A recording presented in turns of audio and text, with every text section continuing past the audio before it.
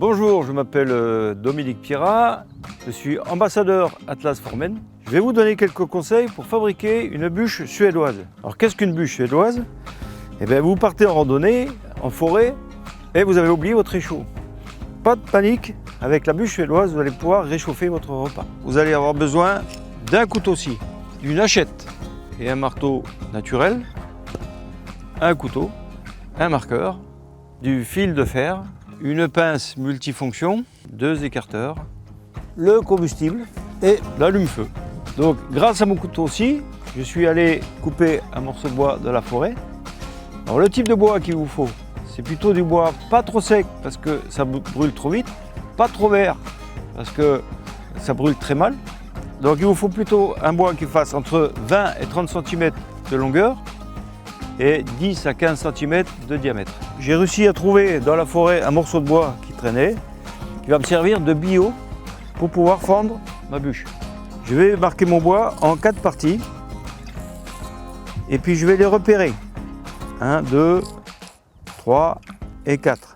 Comme ça, quand je vais reconstituer mon bois, les morceaux seront côte à côte. Alors maintenant, on va fendre donc le bois en 4 parties. Je positionne ma hache.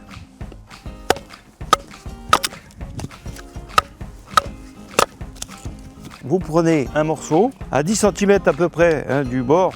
Vous faites une petite entaille d'1 cm à peu près. Et ensuite, à l'aide de votre hachette, vous faites une petite entaille. Vous faites ça sur chaque morceau et ça servira à loger le combustible.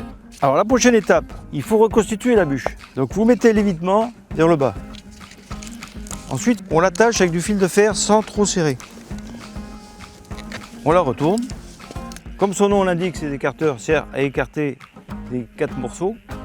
Donc ça va faire un vide. Entre ce vide, l'air va s'engouffrer et ça va faire un apport d'oxygène. Donc le feu marche beaucoup mieux.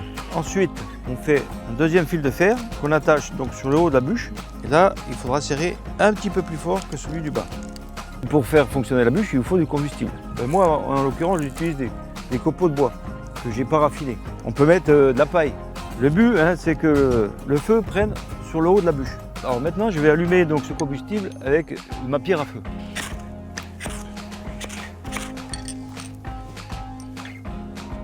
Et maintenant, vous allez pouvoir réchauffer votre repas sur ce petit réchaud naturel. Un moyen simple et peu coûteux de remplacer un réchaud à gaz, surtout l'hiver, puisque vous savez que le gaz, l'hiver, gèle.